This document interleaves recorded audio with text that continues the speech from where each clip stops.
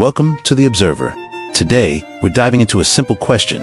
How much does it actually cost Donald Trump to keep his legendary Florida estate Mar-a-Lago running every year? Located in Palm Beach, Florida, Mar-a-Lago is a massive 20-acre estate with 128 rooms, private beachfront pools, tennis courts, and a private club for the ultra-wealthy.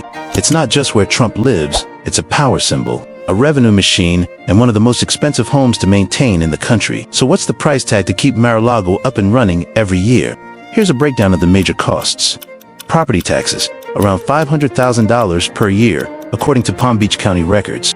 Repairs and maintenance, estimated at $600,000 to $800,000 annually, especially for its Spanish tile roofs and historic interiors.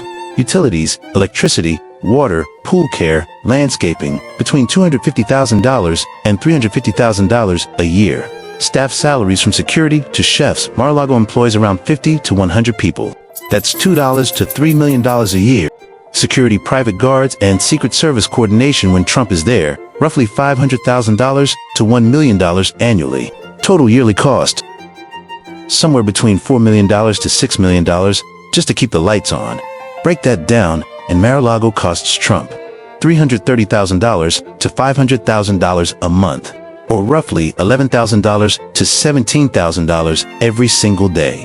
That's the price of a brand new luxury car every day. Now, here's the twist. Does Trump actually pay for all this himself? Not entirely. Mar-a-Lago is a private members-only club, and it brings in serious cash. Each member pays $200,000 to join, and $14,000 to $20,000 in annual fees.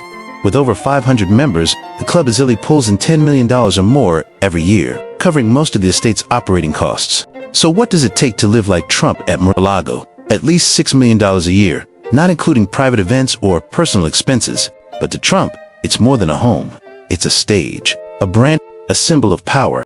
Would you spend $500,000 a month just to live like this? Hit like, subscribe, and stay tuned to The Observer, where we break down the world's most powerful places, one number at a time.